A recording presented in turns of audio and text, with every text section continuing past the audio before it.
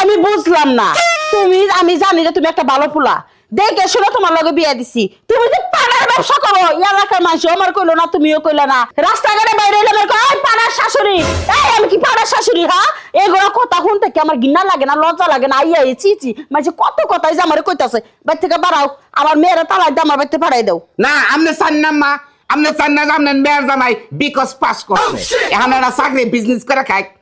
আমনে চান্না আমি এই বিজনেসের চালে আপনার মেয়েরকে আমি সুখ দিতেছি না সুখ দিতেছি না কিসের পাস করছো হ্যাঁ আমি বিকজ পাস করছি বিকজ পাস করছো তুমি পাস করা ছাড়া তুমি এই পাড়ার ব্যবসা শুরু করে দিছো হ্যাঁ এটা এই ব্যবসা ছাড়বা এটা কমলে আবার করলে এই ব্যবসা আমি করাতাম না বুঝছেন এই বিকজ পাস করে রে আমি 4-5টা পাড়া কিনে আনছি এই সময় পাড়াতে আমি বিজনেস করতেছি এটা আপনার বাড়িতে ধরে কেন নিকে ও আমি প্রতিদিন ইনকাম করে এটা আপনার কুলায় না আপনার আমার কোলায় কিন্তু পাড়া শাশুড়ি যখন কয় আমার মাথা আগুন ধরে যায় এমনকি এই ব্যবসা ছাড়বা নাকি ছাড়বা না না পাড়া শাশুড়ি কয় আপনার ক্ষতিটা কি আমার ক্ষতি আছে আপনার ক্ষতিটা কি আমার লজ্জা করে আমার শরম করে আমার অত্র এলাকা মতে আমি 2-4-5 গ্রাম ফাঁকেও আমি বিছন দিতাছি বুঝছেন আমার একটা নাম আছে আমার নামের গোষ্ঠী মারি তোমার এই নাম দেখো না করে আমার মেয়ের বিয়া দেয় নাই আমার লজ্জা শরম সবকিছু জলে ভাই সাকাতাছে গা এই লজ্জা আমি ডাকবার পারতেছি না তুমি পাড়ার ব্যবসা ছাড়লেই আমার মেয়েরে তোমার হাতে ভাত খাও না ভাত খাও না আপনি তাহলে 20 লাখ টাকা দেন আমি ইঙ্গাপুর যাম 20 লাখ টাকা যদি হয় তোমার মতন পোলার কাছে আমার মেয়েরে বিয়া দিম কে না সাকিব খানের কাছে না শাহরুখ খানের কাছে পাঠাই দিম কথা সাকিব খান শাহরুখ খান মারান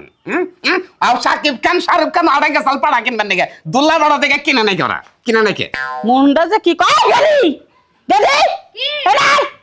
দেখছ কথাই হলো না এই শোনা তুমি বাইরে আছে তুমি ঘরে যাইতে কি কয় বেজাল বাজানে কয় গেলি পছরি ডাক দিলাম শুনছ না কে দাও কে মা তোর জানা কি পাড়ার ব্যবসা ছাড়বো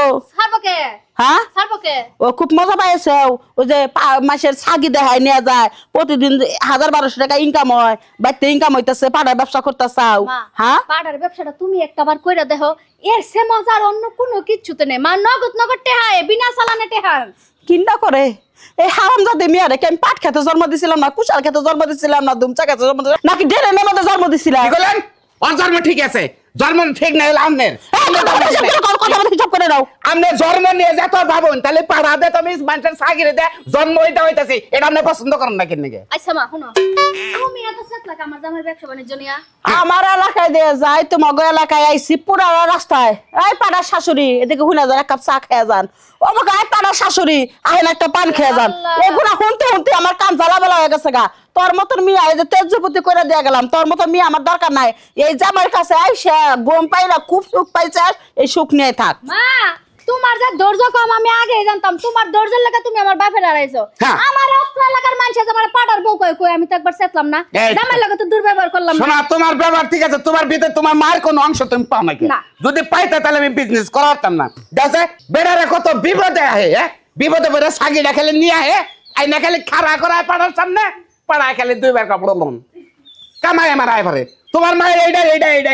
মানে না আমার মা তো জীবন এটা বুঝলই না বিনা চালানে ব্যবসা যে কিভাবে করতে আমার মা যদি বুঝতো তাহলে চেহারাটা একটু হুকাইতো তো মোটা হইতো না এই জিনিসটা যদি বুঝতো তাহলে আমার হসুর মরতো না কেন কে আমার ঘরে ওইটা বুঝে নাই কে ইনকাম সোর্সটা আমার হসুরে ফাঁকে আউটে মারছে বাদ দাও আমার মা আমার তেজ করে দিয়ে গেছে না নো বাদ থেকে একটা তুমি বাদ